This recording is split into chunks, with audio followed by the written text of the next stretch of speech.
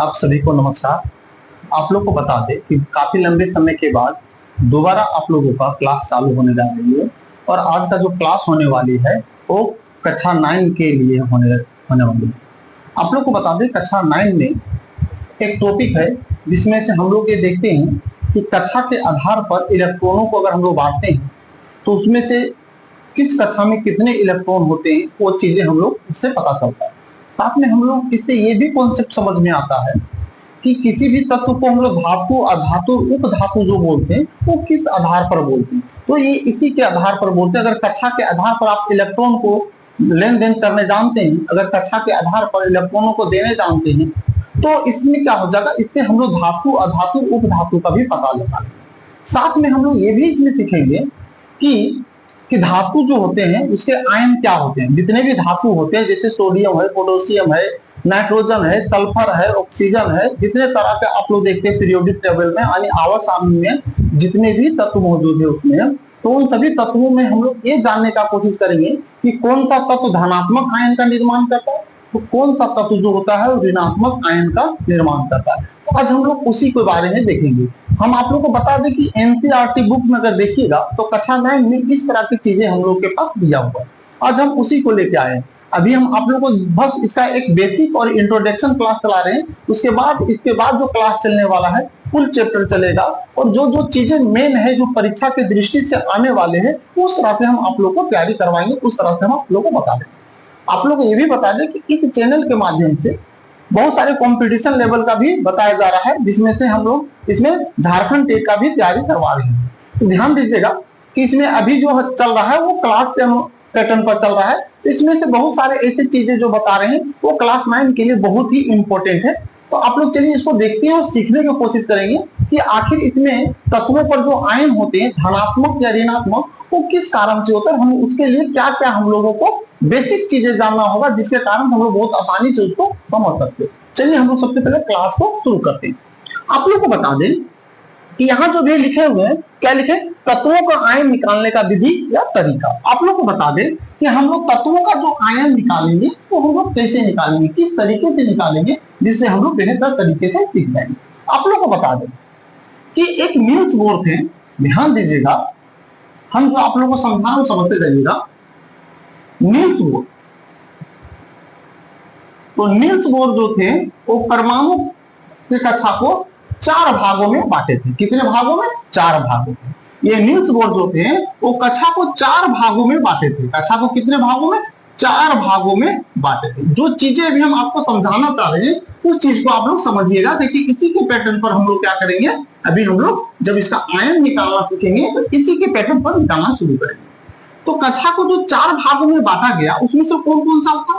तो एक था के, उसके बाद था एल, उसके बाद था एम और एक था एन। ध्यान दीजिएगा जो टोटल 4 कक्षा थे उसमें से था के, एल, एम और एन कक्षा था। ये आप लोग सभी को जानते होंगे और नहीं जो जानते जो फर्स्ट टाइम 9 में पढ़े बस ऐसा समझ लीजिए कि कक्षा जो है 4 भाग में यानी 4 पार्ट में था, यानी के, एल, एम, एन यानी 4 कक्षा में बांटा गया था। कितने कक्षा में? 4 कक्षा में। ये कक्षा जो बांटने का काम किए थे वो कौन किए थे? नील्स बोर ने किए थे। कौन किए थे? नील्स बोर ने परमाणु के कक्षा को 4 भागों में विभाजित जो किए और नील्स बोर ने दिए थे और इसी को बोलते हैं हम लोग के, एल, एम, एन। इसी को कक्षा बोलते हैं, इसी को हम लोग ऊर्जा स्तर भी बोलते हैं। ध्यान दीजिएगा। तो ये इतने कक्षा होते हैं। अब देखिए इन कक्षाओं में जो इलेक्ट्रॉन होते हैं यानी के कक्षा में कितना इलेक्ट्रॉन होते हैं, एल कक्षा में कितना इलेक्ट्रॉन होगा, एम कक्षा में कितना इलेक्ट्रॉन होगा और एन कक्षा में कितना इलेक्ट्रॉन होगा, इस चीज को लिए क्या है कि इसका एक रूल, इसका एक फार्मूला है जिसको हम लोग बोलते हैं बोर-बरी नियम या सूत्र। तो बोर-बरी नियम या सूत्र की मदद से हम लोग क्या करेंगे, कक्षा के आधार पर कितने इलेक्ट्रॉन कौन रख सकता है उसका जानकारी हम लोग के पास मिलेगा। जैसे के कक्षा जो है वो कितना इलेक्ट्रॉन अपने पास रख सकता है, इसी तरह से एल कक्षा जो है अपने पास कितना इलेक्ट्रॉन रखने की क्षमता है उसके पास, इसी तरह एम जो है वो कक्षा जो है वो कितने इलेक्ट्रॉन को अपने पास रखने का क्षमता है, इसी तरह से एन जो कक्षा है वो कितने इलेक्ट्रॉन को अपने पास रखने का क्षमता है। ये चीजें हम लोग जानेंगे। तो इस चीज को जानने के लिए हम लोग सबसे पहले देखते हैं कि हम लोग इसमें और क्या क्या चीजें हम लोग को देखना होगा। देखिए हम आप लोग को बता दें कि कक्षा जो होते हैं वो 4 कक्षा होते हैं, यानी टोटल कक्षाएं जो दिया गया है वो कितना दिया गया है टोटल कक्षाएं हम लोग के पास दिया गया है 4। कितना कक्षा है? यानी 4 कक्षा है। टोटल कक्षा कितना? 4। अब इन 4 कक्षा के आधार पर हम लोग देखेंगे कि जो कक्षा के है उसमें इलेक्ट्रॉनों की संख्या कितनी होती है। तो इसके लिए एक फार्मूला है मेरे दोस्त, इसमें देखिएगा आप लोग कि इसका एक फार्मूला होता है जिसको हम लोग बोलते हैं बोर बरी नियम। अब इसी के आधार पर हम लोग एक सूत्र का देखेंगे। तो बोर बरी नियम या सूत्र के आधार पर हम लोग इसमें देखेंगे, क्या देखेंगे? तो देखिए इसका एक सूत्र होता है 2n²। ध्यान दीजिएगा, एक फार्मूला है जिसका नाम है 2n²। अब 2n² जिसका फार्मूला होता है, इसमें से जहां n जो है वो क्या है? एक तरह से नेचुरल नंबर है, यानी n बराबर क्या होगा? 1 2 3 4, इस तरह से बहुत सारे अंक हम लोग क्या कर सकते हैं? ले सकते हैं। तो कहने का मतलब कि ये n बराबर जो है एक नेचुरल नंबर। अब हम लोग इसमें देखेंगे कि के कक्षा में इलेक्ट्रॉनों की संख्या कितनी होती है। तो एक कक्षा है जिसमें से के कक्षा में अगर इलेक्ट्रॉनों की संख्या पूछा जाए तो कितनी होगी वो हम लोग देखेंगे। लिखेंगे के कक्षा में इलेक्ट्रॉनों की संख्या, किसका बारे में बोल रहे हैं? इलेक्ट्रॉनों की संख्या। अब इस संख्या को हम लोग अगर देखते हैं तो इसका कितना होगा? तो हम लोग सबसे पहले हम लोग क्या करेंगे, इसका एक फार्मूला भी हम लोग जस्ट देखें तो क्या होता है? बोर बरी नियम यानी सूत्र के अनुसार 2n², यही फार्मूला। हम लोग क्या करेंगे, जब इसमें हम लोग फर्स्ट ध्यान दीजिएगा, जब हम लोग n बराबर 1 मानेंगे तो देखें इससे पता चलेगा कि कक्षा कितना इलेक्ट्रॉन अपने पास रख सकता है। तो हम लोग क्या करेंगे, लिखेंगे 2n के जगह हम लोग बैठा देंगे 1 लिखेंगे। n के जगह पे हम लोग क्या लिखेंगे? 1 लिखेंगे, क्योंकि n पर स्क्वायर, इसलिए इस पर हम लोग क्या करेंगे? स्क्वायर कर देंगे। अगर हम लोग इसके ऊपर में स्क्वायर कर देते हैं तो 2 × 1 × 1, इसको अगर हम सोल्व करेंगे कितना हो जाएगा? 2। इसका मतलब के कक्षा जो है, यानी कक्षा जो के है वो अपने पास कितना इलेक्ट्रॉन रखने की क्षमता है? 2 इलेक्ट्रॉन ही रखने की इसके पास क्षमता है। ठीक, इसी तरह से हम लोग निकालेंगे कक्षा L, यानी L कक्षा में इलेक्ट्रॉनों की संख्या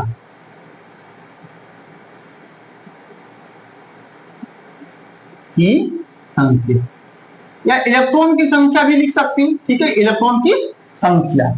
तो इसका कितना हो जाएगा? तो बराबर फार्मूला इसे था 2n², फार्मूला लिखेंगे। लेकिन हम लोग अब सेकेंड टाइम में क्या करेंगे कि हम लोग सेकेंड टाइम में n बराबर हम लोग कितना मान लेंगे? अब 2 मान लेंगे। अगर 2 मान लेते हैं, इसी पर हम लोग बैठाएंगे तो 2 तो पहले से दिया हुआ, इंटू n के जगह पे हम लोग 2 लिखेंगे और इसका स्क्वायर कर देंगे। अगर इसका स्क्वायर कर देंगे 2 × कितना हो जाएगा? 2 × 2, क्योंकि स्क्वायर है तो 2 बार इसको लिखेंगे। अब अगर इन सभी को मल्टीप्लाई कर देते हैं कितना हो जाता है? 8 हो जाता है। कितना हो जाता है? 8 हो जाता है। अगर 8 हो जाता है, इससे ये पता चलता है कि L कक्षा में जो इलेक्ट्रॉनों की अधिकतम संख्या जो होनी चाहिए वो कितना होनी चाहिए? 8 होनी चाहिए।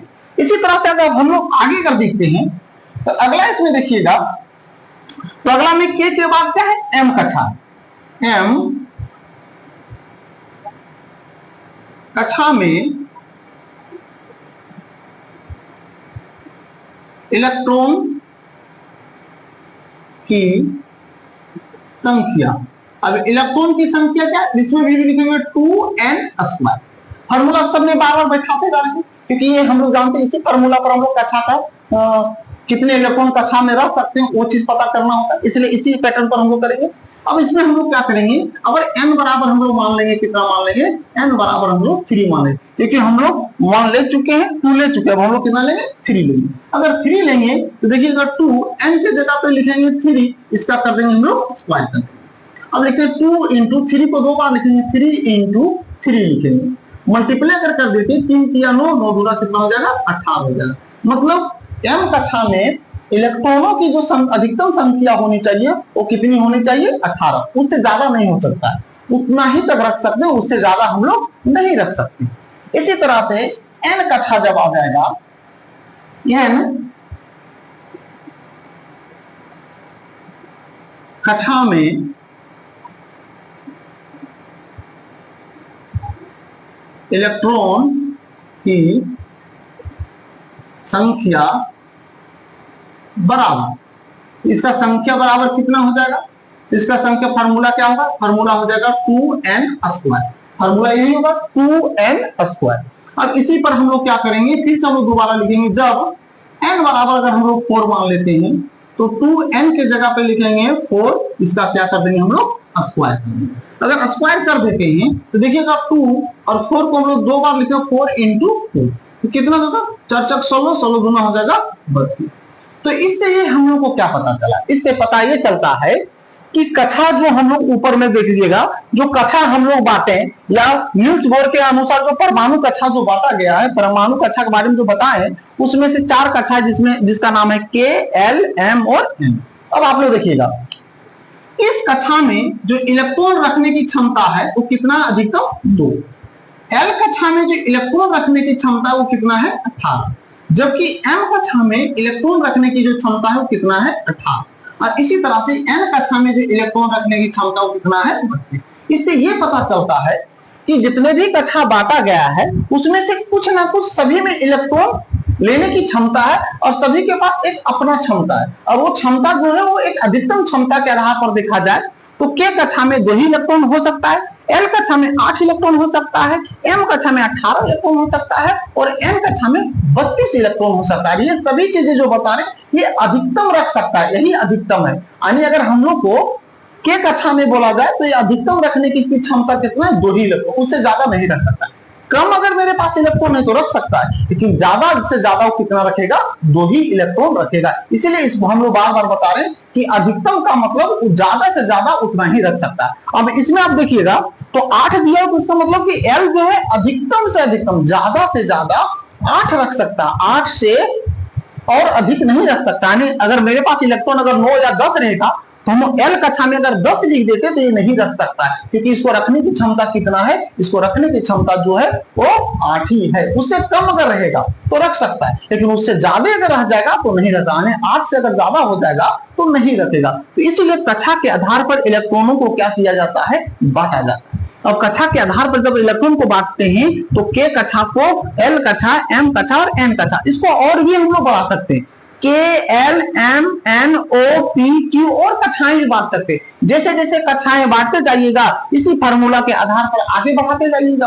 अब माना जाए हम वो भी 4 तक गए, अगर हम लोग K, L, M, N, O हो जाता तो 5वां नंबर, तो N बराबर हम लोग क्या करते हैं, 5 मान लेते, और 5 मान लेते। N के जगह पे अगर हम लोग 5 लिखते तो 5 का स्क्वायर 5 × 5 = 25 और 2 से गुना कर देते कितना होगा, 50। इसका मतलब O कक्षा में अधिकतम इलेक्ट्रॉन जो हो सकता है वो कितना होगा, 50 होगा। लेकिन हम लोग जो एनसीईआरटी बुक जो 9th क्लास में पढ़ते हैं वो नील्स बोर के अनुसार जो परमाणु कक्षा में जो बांटा गया, परमाणु कक्षा को जो बांटा गया वो 4 कक्षाओं में ही बांटा गया, जिनका नाम रखा गया K, L, M, N। ठीक, यहां तक आप लोगों को समझ में आ गया होगा। अब देखिएगा हम आप लोग इसमें समझाना क्या चाह रहे हैं, इसमें बताना क्या चाह रहे हैं वो देखिएगा। हम आप लोग को पहले से टॉपिक लिख दिए हैं कि तत्वों का आयन निकालने का विधि या तरीका। हम लोग तत्व जो निकालेंगे उसका आयन किससे निकालेंगे, किसी भी तत्व के ऊपर में आप लोग देखते होंगे, आप एक एग्जांपल देख सकते हैं। जैसे किसी किसी तत्व में आप लोग देखते होंगे कि Na लिखा हुआ इसके ऊपर प्लस लगा देता है, कभी आप लोग देखते होंगे S लिखा इसके ऊपर में 2 लगा देता है, माइनस में 2।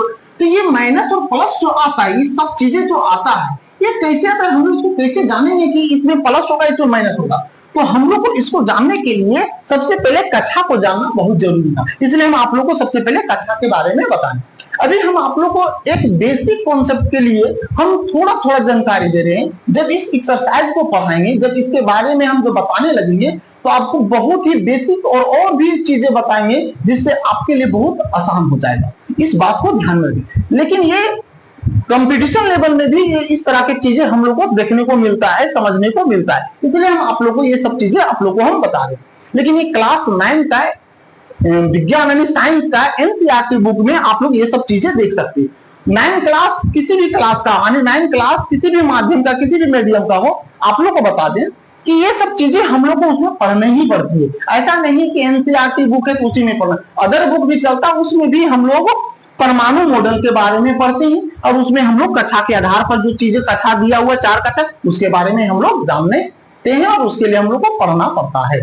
चलिए अब हम लोग क्या करेंगे, इसका आयन को देखेंगे कि हम लोग आयन कैसे निकाल सकते हैं। तो इसके लिए हम लोगों को एक और बात ध्यान रखें, इसके लिए हम लोगों को तत्व के बारे में जानना पड़ेगा। अब तत्व के बारे में क्या जानना पड़ेगा, तो आवर्त सारणी में एक से लेके जितने भी तत्व दिया गया है उन तत्वों को बहुत अच्छी तरीके से याद रखना पड़ेगा। जैसे 1 नंबर में होता है हाइड्रोजन, 2 नंबर में होता है हीलियम, 3 नंबर में होता है लिथियम। इस तरह से करके हम लोग को कम से कम नहीं तो 30 तत्व कम से कम याद रखना है। इससे होगा ये क्या कि आप लोग को कक्षा 9, 10, 11, 12 किसी भी क्लास में अगर आप जाते हैं, साइंस अगर रखते हैं 11, 12 में, तो आप लोगों के लिए बहुत आसान हो जाएगा। चलिए अब हम लोग क्या करते हैं, सबसे पहले इसका आयन निकालने सीखते हैं।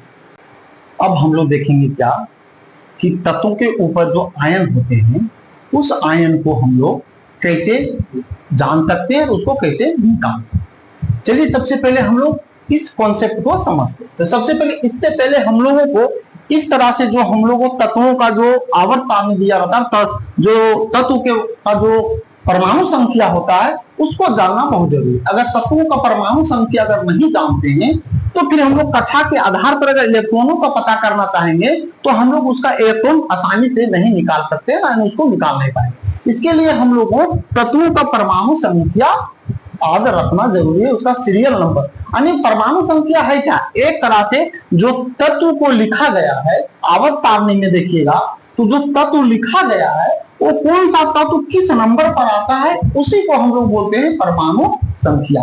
जैसे आप इस तरह से समझिए कि एक कक्षा में अगर 30 बच्चे हैं तो एग्जाम देने के बाद सबका रिजल्ट जब आता है तो उसमें से ये मेंशन कर दिया जाता है कि जो अधिक नंबर लाएगा वो फर्स्ट है, उससे कम लाएगा सेकंड, थर्ड, फोर्थ, 5, 6, 7। इस तरह से हम लोग कक्षा में जानते हैं। तो उसी तरह से ये जो तत्व जो है उसी तरह से बांटा गया है, ध्यान दीजिएगा। उसी तरह से हम लोग का कर दिया, सीरियल नंबर खुद का दे दिया गया है उसके लिए। तो हाइड्रोजन का जो नंबर है, यानी हाइड्रोजन जिसको बोलते हैं, वो 1 नंबर पर आता है। हीलियम जो होता है वो 2 नंबर पर आता है। लिथियम इसी तरह 3 नंबर पर। बेरिलियम जो आता है वो 4 नंबर। बोरान जो आता है 5 नंबर पर आता है। कार्बन जो हो गया वो 6 नंबर पर। ये नाइट्रोजन 7 नंबर पर। ऑक्सीजन 8 नंबर पर। क्लोरीन 9 नंबर पर। नियोन 10 नंबर पर। उसके बाद सोडियम 11 नंबर पर। मैग्नीशियम 12 नंबर पर। एल्युमिनियम 13 हो गया। सिलिकॉन जो होता है 14 नंबर पर आता है। फास्फोरस जो हो गया 15 नंबर पर आता है। सल्फर 16 नंबर पर आता है। क्लोरीन 17 नंबर पर आता है। आर्गन 18 नंबर पर आता है। अब इस सीरियल नंबर को, अगर इस परमाणु संख्या को अगर हम उल्टा पुल्टा कर देंगे तो फिर पूरे के पूरे क्या हो जाएगा, गलत हो जाएगा। जिसका जो नंबर है उस नंबर के साथ उस तत्व को ध्यान में रखना है, याद रखना है। बस आप लोग को बता रहे हैं कि कम से कम 30 तक इस तरह के तत्वों को याद रखते हैं तो इससे हम लोग बहुत सारी चीजें क्लियर कर सकते हैं। इसमें हम लोग आयन निकालना सीख जाएंगे, साथ में इसमें धातु और अधातु का पहचान करना भी हम सीख जाएंगे। अभी देखिएगा धातु और अधातु का कितना आसानी तरीके से हम लोग पहचान भी कर लेंगे, वो भी देखिएगा। तो आयन अगर निकालने जानते हैं तो बहुत आसानी से हम लोग क्या करेंगे, इसका पहचान कर लेंगे। आप लोग ये चीजें हम लोग लिख दिए, इस चीज को ध्यान में रखिएगा। जैसे हम लोग के पास इस तरह से प्रश्न लगा रहे, माना जाए कि एक क्वेश्चन दिया हुआ है, ऐसा समझ लीजिए, या तो हम लोग ऐसे देख लेते हैं कि पहला नंबर का जो हम लोग बनाने जा रहे हैं उस चीज को देख लेते हैं। तो इसमें देखिएगा लिखा हुआ है सोडियम। सोडियम को हम लोग क्या चीज से डिनोट करते हैं, Na। तो इसका संकेत क्या है, Na। ठीक, इस बात को ध्यान में आप लोग रखिएगा। अब हम लोग इसको कैसे जानेंगे कि सोडियम जो है ये धातु है कि अधातु है। तो धातु और अधातु का पहचान करने का सबसे आसान तरीका क्या जानते हैं कि आप इस फॉर्मूला को अगर जानते हैं, यानी कक्षा के आधार पर अगर इलेक्ट्रॉन को देने जानते हैं तो इससे हम लोग को बहुत आसानी से हम लोग क्या कर सकते हैं, इसका पता लगा सकते हैं कि धातु है कि अधातु है। कैसे पता लगेंगे, चलिए इसको देखते हैं। देखिए हम लोग करेंगे क्या, सबसे पहले सोडियम, इस तरह से हम लोग सोडियम लिख देंगे। ठीक, अब बताइए सोडियम का जो परमाणु संख्या होता है यानी सीरियल नंबर, सोडियम कितना नंबर पर आता है, सोडियम जो है वो कितना नंबर पर, इसमें देखिएगा सोडियम जो है वो 11 नंबर पर, कितना नंबर पर आता है, 11 नंबर पर। तो हम लोग यहाँ अभी 11 इसका मेंशन करते हैं, 11 नंबर पर आता है। ठीक, अब हम लोग क्या करेंगे, हम लोग इस तरह से चीजों के लिए हम लोग एक नील्स बोर के अनुसार हम लोग कक्षा पढ़ेंगे। तो कक्षा जो है क्या है, KLMN, इस तरह से 4 कक्षा है। ये चारों कक्षाओं को हम लोग लिखेंगे, इससे हम लोग इलेक्ट्रॉन का पता कर लेंगे, K, L, M और N, इस तरह से कक्षा। ठीक, अब इस कक्षा को हम लोग क्या करेंगे, करते हैं कि सबको खंडित कर देते हैं, अलग अलग पार्ट बना देते हैं। ठीक, इस तरह से। अब हम लोग क्या करेंगे, सो देखिएगा, अब हम लोग को ये जानना है कि कक्षा जो है इसमें दिया हुआ है, जो कक्षा, उस कक्षा के आधार पर सोडियम के पास 11 इलेक्ट्रॉन, सोडियम के पास कितना इलेक्ट्रॉन दिया गया? 11 इलेक्ट्रॉन दिया। ठीक है, अब बताइए के कक्षा जो है, यानी कक्षा के जो है कितना इलेक्ट्रॉन लेने की क्षमता रखता है? क्योंकि सोडियम के पास जो इलेक्ट्रॉन है वो जितने भी तत्व रहेगा, इलेक्ट्रॉन जिसके पास, जो जिन तत्वों के पास इलेक्ट्रॉन है वो हमेशा देने का काम करता है, तो देगा या कोई लेगा, ये चीज हम लोग को समझना है। लेकिन ये हम लोग सिंगल क्लास में और देखेंगे। लेकिन अभी हम आपको जो आयन निकालने का तरीका बता रहे हैं वो चीज सीखना है, साथ में धातु और अधातु का भी पहचान हम लोग कर लेंगे। तो देखिएगा 11 इलेक्ट्रॉन इसके पास है, तो के कक्षा को लेने की क्षमता जो है कितना है? 2 इलेक्ट्रॉन। यहां देखिएगा 2 इलेक्ट्रॉन लेने, तो 11 में से इसको हम लोग क्या किए? 2 इलेक्ट्रॉन इसको हम लोग दे दिए कि के कक्षा 2 ही इलेक्ट्रॉन अधिकतम से अधिकतम ले सकता है। कम से कम तो कुछ भी ले सकता है, एक नहीं ले सकता, लेकिन अधिकतम से अधिकतम कितना लेगा? 2 लेगा। तो बताइए 11 में हम लोग 2 दे दिए, तो हम लोग के पास कितना बच गया है? 9 बच गया है। अब 9 बच गया है, एल कक्षा में क्या हम लोग 9 लिख सकते हैं? तो देखते नहीं, 9 नहीं इसलिए नहीं लिखेंगे 9, क्योंकि एल कक्षा जो है इसको अधिकतम इलेक्ट्रॉन लेने की क्षमता कितना है? अधिकतम इलेक्ट्रॉन लेने की क्षमता है 8, और हम यहां लिख देते हैं 9, ये हो जाएगा, गलत हो जाएगा। इसका मतलब हम लोग क्या करेंगे? इसको 8 ही इलेक्ट्रॉन देंगे। कितना इलेक्ट्रॉन देंगे? इसको 8 इलेक्ट्रॉन देंगे। अब देखिए जोड़ते भी जाना है, ध्यान में ये भी रखना है कि हम लोग को जोड़ते भी जाना है। तो 2 और 8 कितना हो गया? 10 इलेक्ट्रॉन हो गया। अब हम लोग के पास कुल इलेक्ट्रॉनों, सोडियम के पास कुल इलेक्ट्रॉनों की संख्या का कितना? 11 था, जिसमें से ये 8 8 2 10 दे चुका है। तो हम लोग के पास अब बच कितना गया? हम लोग के पास बच गया है 1 इलेक्ट्रॉन। तो यहां लिखेंगे लास्ट में 1, कितना लिख देंगे? 1 लिखेंगे। अब इसका पैटर्न समझिएगा, ठीक, इस बात को ध्यान में रखिएगा। इसका एक पैटर्न क्या है तो समझ लीजिए, इसको आप लोग बहुत अच्छे तरीके से लिख लीजिएगा। ठीक है, देखिएगा कि जिनका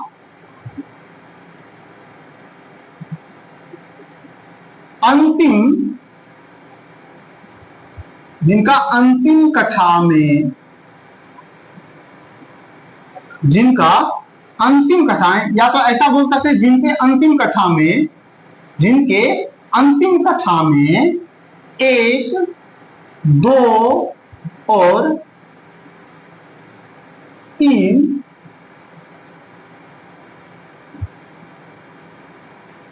इलेक्ट्रॉन बचते हैं, उसे धनात्मक, उसे हम लोग क्या कहते हैं? जिनके अंतिम कक्षा में 1 2 और 3 इलेक्ट्रॉन बचते हैं, उसे धनात्मक आयन के रूप में लिखते हैं। इस बात को ध्यान में, ये जो चीजें बता रहे बहुत ही बेसिक और बहुत ही इंपॉर्टेंट चीज है। जिनका अंतिम कक्षा में 1 2 और 3, ध्यान, जिनके अंतिम कक्षा में 1 2 और 3 इलेक्ट्रॉन बचते हैं, उसे धनात्मक आयन के रूप में लिखते हैं। ठीक, एक हो गया। दूसरा,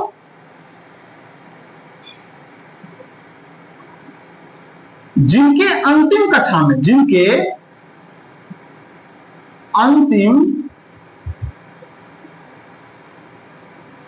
कक्षा में 5 6 और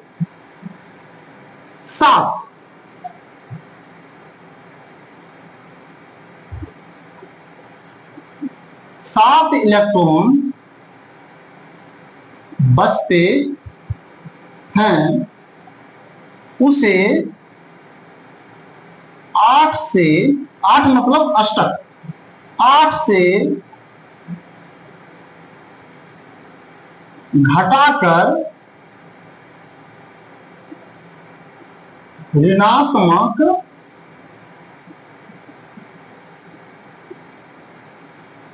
आयन में लिखते हैं। जिसे कहने का मतलब अब आप लोग समझिएगा इसको, ठीक है। इसमें हम जो आप लोग को बता रहे हैं उस चीज को आप लोग समझिएगा। देखिएगा इसमें हम आप लोगों को क्या बता रहे हैं। हम बोले कि अगर किसी के अंत में 1 2 3 बचेगा, कितना? 1 2 3 बचेगा, तो उसको धनात्मक आयन में लिखना है। धनात्मक मतलब प्लस में लिखना होता है। और अगर किसी के अंतिम कक्षा में अगर 5, 6, 7 बच जाए, अंतिम कक्षा में 5, 6 और 7 इलेक्ट्रॉन अगर बच जाता है, तो उसको सबसे पहले हम लोग क्या करते हैं, 8 से घटाया जाता है। 8 से क्या करते हैं, घटाया जाता है। वही लिखे 8 से घटाकर जो बचेगा उसको हम लोग क्या करते हैं, ऋणात्मक में लिखते हैं। जिसे देखिए मैं आप लोगों को समझा रहे हैं।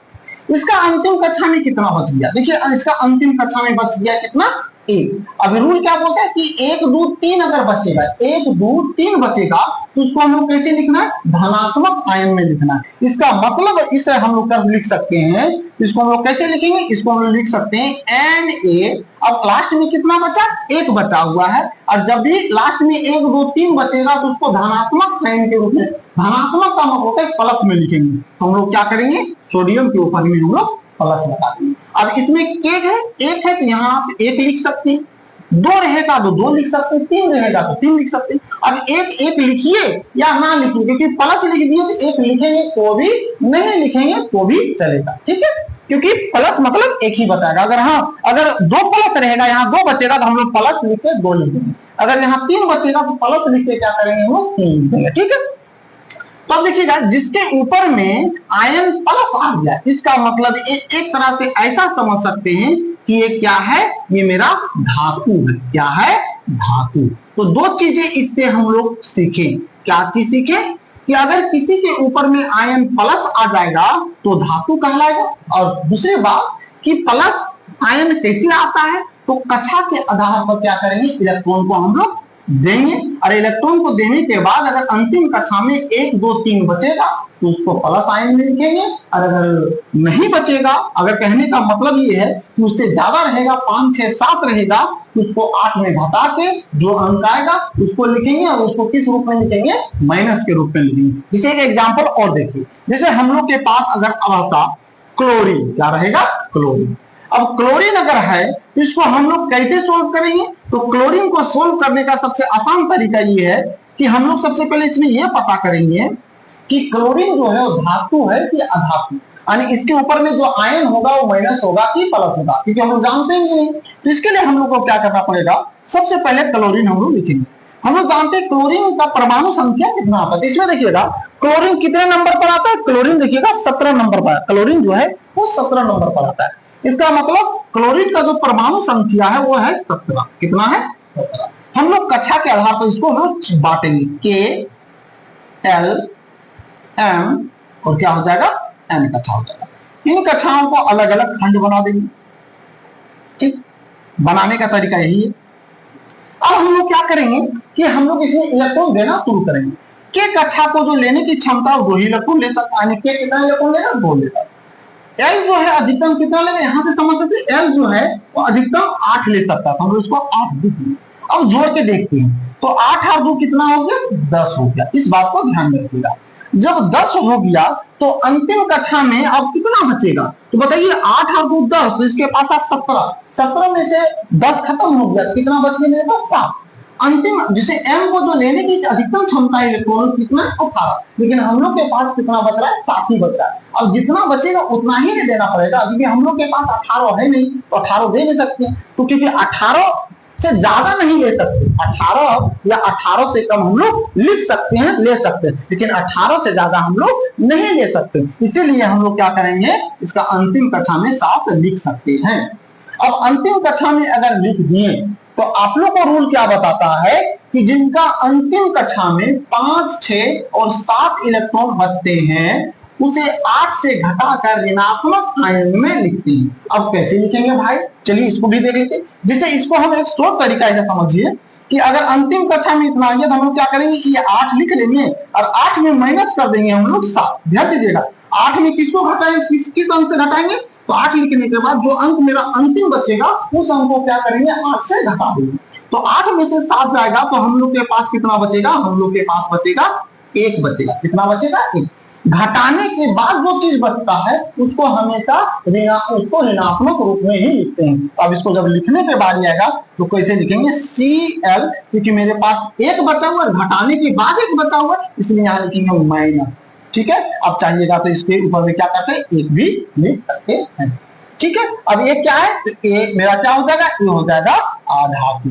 अब धातु और अधातु का पहचान का सबसे आसान सा तरीका क्या है, कि जिसके ऊपर में प्लस होता है वो धातु कहलाता है, और जिसके ऊपर में माइनस होता है उसको हम लोग क्या बोलते हैं, अधातु बोलते हैं। तो ये दो चीजें हम लोग अभी देख ली, क्योंकि हम लोग आयन भी निकालने सीख गए, और हम लोग धातु और अधातु कैसे हम लोग बोलेंगे, किस तरह का रूप में रहेगा जिसको हम लोग धातु बोलेंगे, और कैसे रहेगा जो अधातु बोलेंगे, तो हम लोग इस तरह से हम लोग बहुत आसानी तरीके से निकालेंगे। इसके लिए हम लोग को कॉन्सेप्ट क्या होना चाहिए कि जो परमाणु का जो कक्षा परमाणु मॉडल जो है उसमें कक्षा के आधार पर जो बांटा गया है वो टोटल 4 कक्षा है, उस चीज को आपको जानकारी रखना बहुत जरूरी है। अगर उसका जानकारी आपके पास है तो बहुत आसानी से आप इन सब चीजों को निकाल सकते हैं। चलिए अब हम लोग और भी एग्जाम्पल अब हम लोग देखते हैं, क्योंकि ये तो एक दो एग्जाम्पल नहीं है, और भी एग्जाम्पल की मदद से हम लोग इसको समझेंगे कि धातु कौन सा है, अधातु कौन सा है, और साथ में उसमें आयन जो होगा धनात्मक होगा कि ऋणात्मक होगा, क्योंकि धनात्मक और ऋणात्मक से ही हम लोग पता कर लेते हैं कि धातु है कि अधातु है। अगर प्लस में आ जाएगा तो बोलेंगे धातु,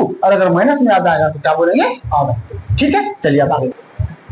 अब चलिए हम लोग क्या करेंगे, जितने भी एग्जाम्पल हम लोग के पास ले सकते हैं, समझ सकते हो उसके माध्यम से, तो उसके माध्यम से समझते हैं, क्योंकि धातु अधातु का पहचान हो जाएगा, और तत्वों के ऊपर में जो आयन होते हैं धनात्मक और ऋणात्मक वो भी हम लोग बहुत आसानी से पता कर लेंगे। चलिए हम लोग सबसे पहले इसको देखते हैं। आप लोग देखिएगा, हम सबसे पहले ले लेते हैं, क्या ले लेते हैं, सबसे पहले हम लोग जो भी तत्व हम लोग को दिमाग में आ रहा है उसको ले लेते हैं, मैग्नीशियम। क्या ले लिए, मैग्नीशियम। ठीक, मैग्नीशियम का होता है Mg।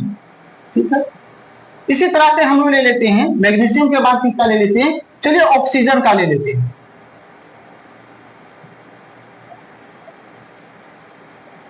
ऑक्सीजन का क्या होता है, O होता है। ले लेते हैं हम लोग सल्फर का।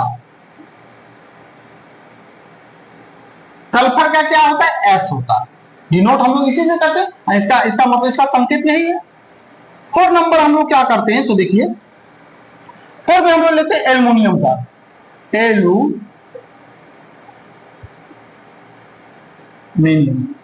एल्युमिनियम यानी AF, इस तरह से हम लोग लेते हैं। चलिए इतना एग्जांपल अभी लेते हैं, उसके बाद और भी एग्जांपल देखेंगे। देखिएगा इसके आधार पर अगर हम लोग बनाते हैं तो सबसे पहले हम लोग यहाँ क्या करेंगे, सबसे पहले हम लोग यहाँ लिखेंगे Mg मैग्नीशियम। अब बताइए मैग्नीशियम का परमाणु संख्या कितना होता है, उसका सीरियल नंबर से देखिएगा तो मैग्नीशियम कितना नंबर पर आता है। तो देखिएगा मैग्नीशियम जो है वो आप लोग देखिएगा, मैग्नीशियम देखिएगा 12 नंबर पर आता है। Mg कितना नंबर पर आता है, 12 नंबर पर आता है। मैग्नीशियम कितना, 12 नंबर पर। तो हम लोग सबसे पहले यहाँ हम लोग 12 लिख लेते हैं। कक्षा के आधार पर देखेंगे तो K, L, M और N यही कक्षा है। अब इसी कक्षा के आधार पर अब हम इलेक्ट्रॉन को अगर बांटते हैं और इलेक्ट्रॉन को अगर खंडित करते हैं तो हम लोग देखेंगे इलेक्ट्रॉन को देना शुरू करेंगे। तो देखिएगा इसको सबसे पहले 2 इलेक्ट्रॉन दें, ये तो हम लोग का रूल ले चुके, क्योंकि K को लेने की क्षमता कितना 2 है, अब 2 है। उसके बाद L को लेने की क्षमता कितना 8 है। अब ऐसा नहीं कि हम लोग सब में लिख देंगे, ऐसा नहीं, हम लोग जोड़ जोड़ के लिख देंगे। तो 8 और 2 हो गया, कितना हो गया, 10 हो गया। अब 10 हो गया तो हम लोग के पास टोटल 12 था, 12 में से 10 खर्चा कर चुके हैं, तो हम लोग के पास कितना बच गया, हम लोग के पास बच गया है 2 बच गया। कितना बच गया, 2 बच गया। अब बताइए अंतिम कक्षा में कितना आया, 2 आया।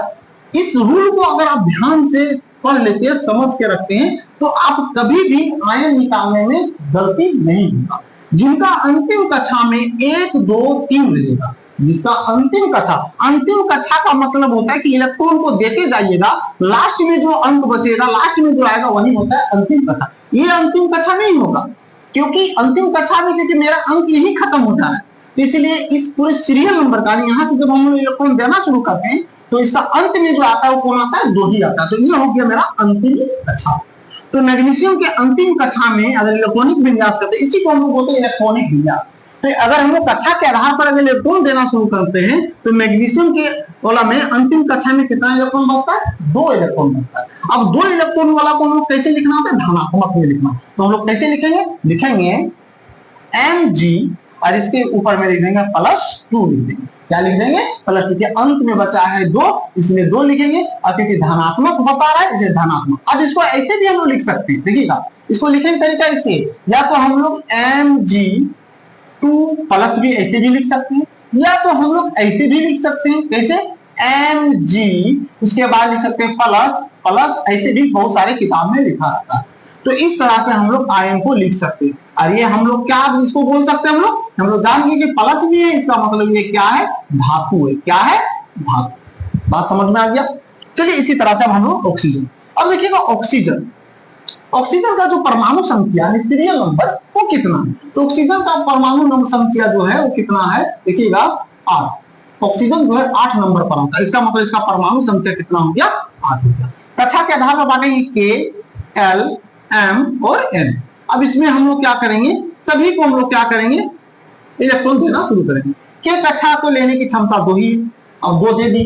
अब क्योंकि एल कक्षा को लेने की क्षमता कितना है, 8, लेकिन हम लोग 2 दे चुके हैं, 8 में से 2 ले लिया, तो हम लोग के पास बचा कितना, 6 बचा हुआ है। अब 6 बचा हुआ है, लेकिन इसको लेने की अधिकतम क्षमता है 8, लेकिन बचा हुआ मेरे पास 6, तो हम लोग इसको 6 सारा के सारा दे देंगे, क्योंकि मेरे पास 8 नहीं है, तो 6 जितने बचा हुए, हाँ 8 से अगर ज्यादा होता तो 8 देने के बाद फिर अगला वाला में हम लोग आ जाते, लेकिन हम लोग के पास 8 से ज्यादा है नहीं, 8 भी नहीं ना तो 8 से ज्यादा, इसलिए जितने बचा रहेगा उतना हम लोग लिख देंगे। क्यों, क्योंकि एल जो है उसको अधिकतम लेने की जो क्षमता कितना है, 8 ही तो है, इसीलिए।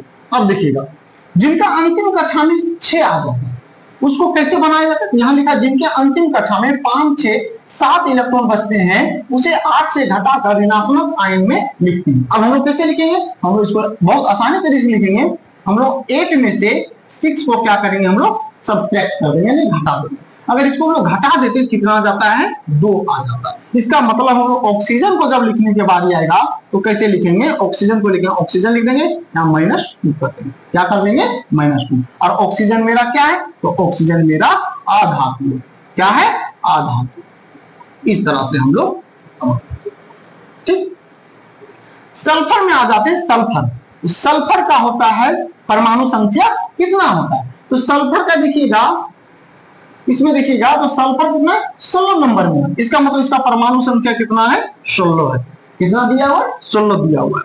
अब हम लोग कक्षा के आधार पर इसको अगर हम लोग बांटते हैं के, एल, एम और एम के आधार पर, अब हम लोग इसको सभी को क्या करते हैं, खंडित करते हैं, यानी बॉक्स बना देते हैं। उसके बाद हम लोग इलेक्ट्रॉन इसमें देना शुरू करेंगे। के कक्षा में 2 इलेक्ट्रॉन देंगे, एल कक्षा में 8 इलेक्ट्रॉन देंगे। अब 2 और 8 कितना हो गया, 10 खत्म हो गया। मेरे पास 16 था जिसमें से 10 खत्म कर चुके। अब इसको कितना देना, क्योंकि इसको लेने की क्षमता है टोटल कितना, 18, लेकिन हम लोग के पास 18 नहीं बचे, कितना बचा हुआ, 6। हम लोग इसको क्या करेंगे, 6 ही देंगे। अब 6 अगर दे दिए तो बताइए अंतिम कक्षा में कितना आ गया, 6। तो इस रूल पर काम कर रहा है। तो क्या बोलता है, जिनके अंतिम कक्षा में 5, 6 और 7 इलेक्ट्रॉन बचते हैं उसे 8 से घटाकर ऋणात्मक आयन में लिखते हैं। तो हम लोग क्या करेंगे, इसको लिखेंगे 8 में हम लोग क्या करेंगे, -6 घटा देंगे। अब इसको घटा देते हैं, कितना आ जाता है, 2 आ जाता है। अगर 2 आ जाता है इसका मतलब हम इसको लिखेंगे सल्फर, इसको पूरा -2 कर देंगे। और ये मेरा क्या है, ये मेरा आधातु है, ये भी क्या मेरा आधातु, क्योंकि माइनस में जितने भी तत्वों के ऊपर में माइनस आता है वो सभी के सभी अधातु ही होता है, ठीक। अब आ गया एल्युमिनियम। एल्युमिनियम का देख लेते हैं, तो एल्युमिनियम का होता है Al, इसका परमाणु संख्या कितना दिया हुआ है, तो एल्युमिनियम का परमाणु संख्या देखिएगा तो 13 दिया हुआ है। कितना दिया हुआ है, 13 दिया हुआ है। तो इसका मतलब यहां हम लोग लिखेंगे 13। अब इसको कक्षा का दो, के, एल, एम और एम के आधार पर, तो इसको हम लोग क्या करेंगे, कक्षा के आधार पर इसको हम लोग विभाजित करेंगे। अब हम लोग क्या करेंगे, इसमें इलेक्ट्रॉन देना शुरू करेंगे। तो इलेक्ट्रॉन जब देंगे तो के कक्षा में 2 इलेक्ट्रॉन देंगे, एल कक्षा में 8 इलेक्ट्रॉन देंगे, तो 2 और 8 10 हो गया। इसके पास 13 इलेक्ट्रॉन थे, 13 इलेक्ट्रॉन में 10 इलेक्ट्रॉन खर्चा कर चुके हैं, तो हम लोग के पास कितना इलेक्ट्रॉन बच गया, 3 इलेक्ट्रॉन। तो इसको हम लोग दे देंगे 3। अब अंतिम कक्षा में कितना बच रहा है, 3। अब देखिए जिसका अंतिम कक्षा में 3 बचता है, कौन सा रूल लगेगा, एक ही है, तो इस रूल से। लेकिन जिनके अंतिम कक्षा में 1, 2, 3 इलेक्ट्रॉन बचते हैं उसे धनात्मक आयन में लिखते हैं। ये चीज हम लोग सीख चुके हैं। तो हम लोग क्या करेंगे, लिखेंगे Al, यहाँ लिख देंगे +3। और ये क्या हो जाएगा, ये हो जाएगा मेरा धातु हो जाएगा। आशा करते हैं कि आप लोगों को ये चीजें जो हम बता रहे हैं ये बहुत अच्छी तरीके से आपको समझ में आ रहा होगा, ठीक है। तो क्योंकि ये चीजें अगर समझ जाते हैं तो ऐसा नहीं कि ये 9th क्लास के लिए ही सिर्फ इम्पोर्टेंट है। अब 10 में जाइएगा तो उसमें भी बहुत जगह ऐसे चीजों की जानकारी लेनी होती है, क्योंकि इसी पैटर्न से आप जब रासायनिक 10th क्लास में रासायनिक अभिक्रिया करते हैं, है ना, रासायनिक समीकरण जब पढ़िएगा, रासायनिक अभिक्रिया एवं समीकरण जब पढ़ेंगे, first chapter, second chapter, third chapter, धातु अधातु उसमें दिया हुआ है, अम्ल क्षारक और लवण दिया हुआ क्लास 10 का एनसीईआरटी बुक का बात बता रहे हैं, उसमें क्या आप सीखिएगा सो भी बता देते हैं। उसमें ये चीजें आप जानिएगा कि समीकरण को कैसे बनाया जाता है, समीकरण को कैसे संतुलित किया जाता है। लेकिन समीकरण को संतुलित करने से पहले आपको किसी भी तत्व का, किसी भी चीजों का सूत्र लिखना होता है, और वो भी रासायनिक सूत्र लिखना होता है। कैसे लिखेंगे, तो उसके लिए ये कॉन्सेप्ट जानना बहुत जरूरी है। अब आप लोग एक और चीज बता दे रहे हैं, अंतिम कक्षा में जो बचता है मेरे दोस्त, उसको हम लोग संयोजकता भी बोलते हैं। क्या बोलते हैं? संयोजकता। अंतिम कक्षा में जितने इलेक्ट्रॉन बचते हैं वो संयोजकता कहलाता है। जैसे इसका संयोजकता 2 हो गया, तो इसका संयोजकता भी कितना हो गया? 2 हो गया। इसका भी 2 हो गया। इसका कितना दे दिया है? 3 दे दिया है। क्योंकि संयोजकता निकालने का भी इसी तरह का तरीका होता है। चलिए, आशा करते हैं कि आप लोगों को समझ में आ गया होगा। अब नेक्स्ट इसका और एक बेसिक कॉन्सेप्ट लेके आएंगे। तब तक इसको आप लोग अपने स्तर से जो जो चीजें हम इसमें बताए हैं, उसमें से जो जो चीजें हम आप लोग को नहीं बताए, उसको आप सोल्व करके देखिए, और आपसे बनता है कि नहीं बनता है वो कमेंट के माध्यम से अब हमको बताइए। अगर आपसे फिर भी दिक्कत होता है तो आप हमें मैसेज कीजिए, ठीक है। उसमें हम देखेंगे कि कौन सा प्रश्न आपसे नहीं होता है, उसको हम बनाने का और बताने का कोशिश करेंगे।